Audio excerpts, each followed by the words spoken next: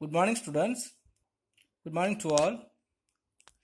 And last day we have studied about the types of companies and the memorandum of associations and the articles of associations and about the prospectus and what are the contents will come to an articles of association and prospectus everything. And on that day itself we have completed the fifth chapter. Today we will go to the next chapter. The another one type of form of organizations, the cooperative organizations. So the cooperative organizations also one type of the form of organizations in the types of different types of organizations. A cooperative is a private business organizations, so that is owned and controlled by the people who use its products, supplies or services. Normally, if you are seeing in your native places itself, we can see the different type of the cooperative organizations.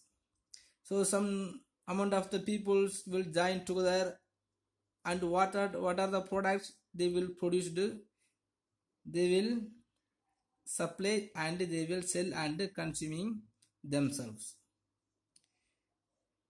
As a human beings, some of the peoples are joined together, and if they are formed one of the organizations in which if they are selling the product what they are produced, and he will use themselves. So although cooperatives vary in type and membership size, all were formed to meet the specific objectives of members, and all are structured to adapt to members' changing needs. So wherever the form of organizations are considered as a private, so on the basis of the membership size, everything will form to meet the specific objectives of members, and the structured to adapt to members' changing needs. Whenever their needs are going to change, on the basis of their changing, so the objective of the membership also will be changed.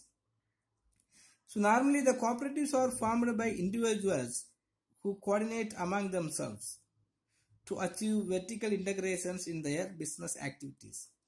Vertical integrations means, so on the step by step from the board of coordinators, managers and the chairman, after that the members, that is called the business vertical integrations of business activities.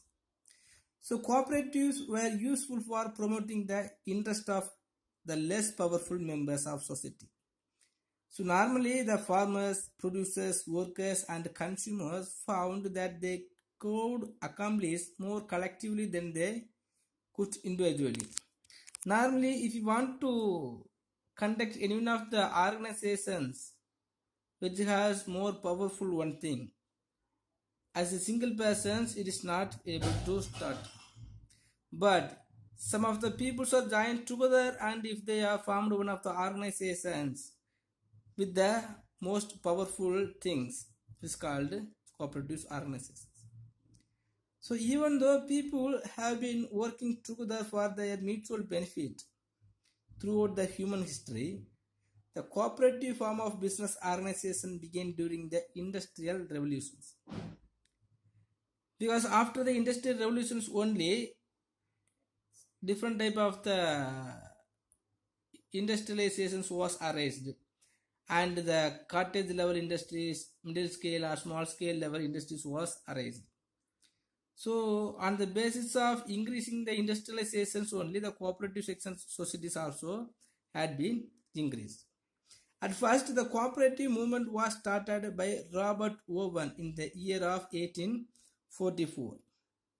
He formed a consumer cooperative society in England with 28 workers as their members. It was called as the Rochdale Society of Equitable Pioneers. This gradually led to worldwide movement of organizing. Cooperatives in various fields of economic activity such as credit, farming, marketing, processing, housing, transport, insurance, fisheries, poultry, dairying, etc. The main objective of the cooperative movement was to bring solace and comfort to the needy persons by pursuing common economic interest through cooperative trading. Profit is not a main objective.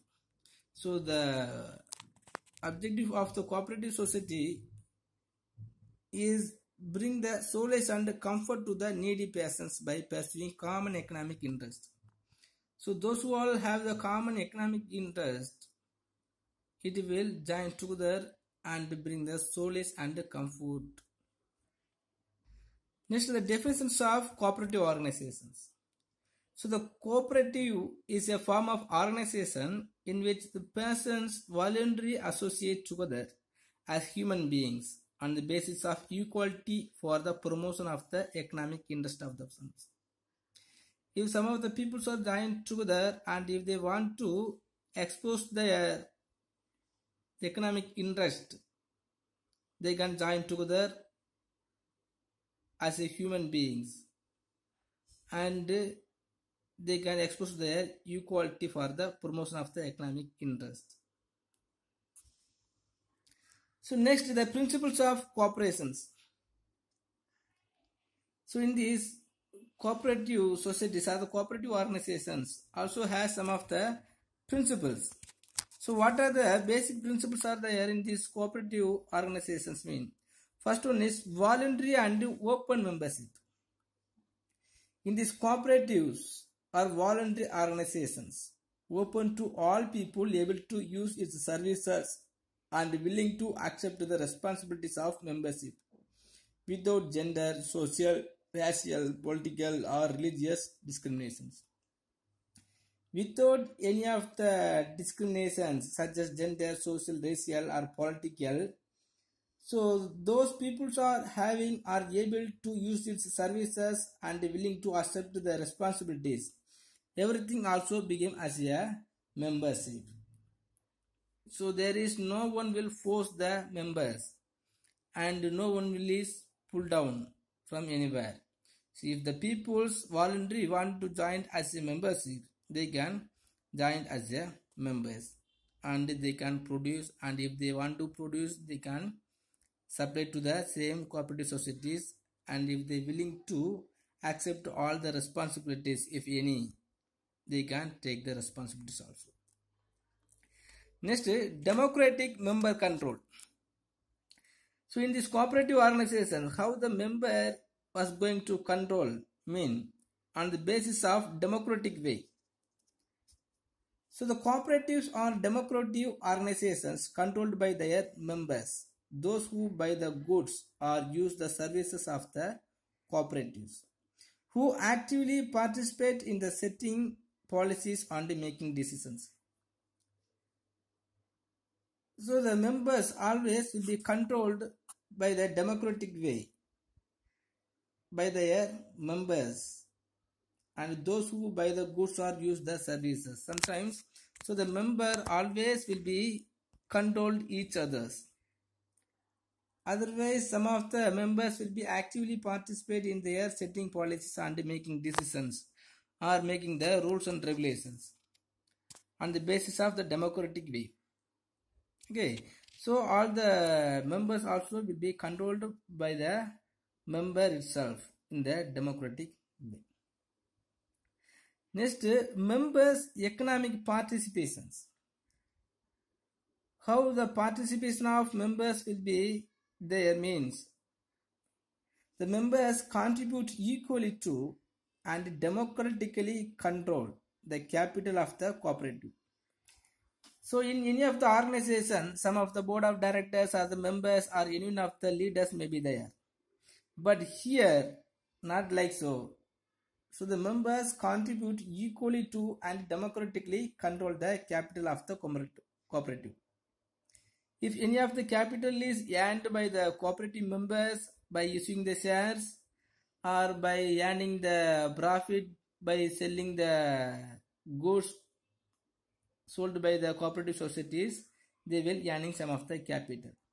The capital will be contribute and controlled by all the members of cooperatives.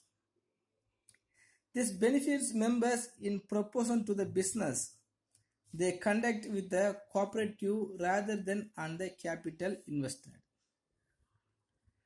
Next, autonomy and independence. How it will be carry on their organizations mean on the basis of autonomy and independently. So the cooperatives are autonomous, self-help organizations controlled by their members only. Because without any government interventions, by the members only, their day-by-day activities will be carried on. And the cooperative societies also will have no need of independent others organizations. So it does not, so based on terms that ensure democratic control by the members and maintains the cooperative autonomy. So the separate rules and regulations will be created by the member itself. And if any of the leaders want to take among the members by the voting method only, they will take it. So all the rules and regulations and some of the undertakings will be maintained by the autonomy and independently. So the members and this organization has no need of being depending on any other government organizations. Next, education, training and information. So the cooperative provide education and training for their members. If the members are not having the sufficient level of the education, the cooperative societies will provide the education facilities. And if the people are being in need of some training to conducting the efficient work on day-by-day activities, the cooperative society itself will be arranged for that. So the elected representative manages and the employees so they can contribute effectively to the development of their cooperatives. So the members also inform the general public about the nature and the benefits of cooperatives. How the achievements are going to reach the public means. So all the members also inform the general public about the nature and the benefits of cooperatives. When they are doing like so without making any of the advertisement and making the expenditures, so the public can knows about the nature and the benefits of cooperatives. Next, cooperation among cooperatives. Cooperation among cooperatives.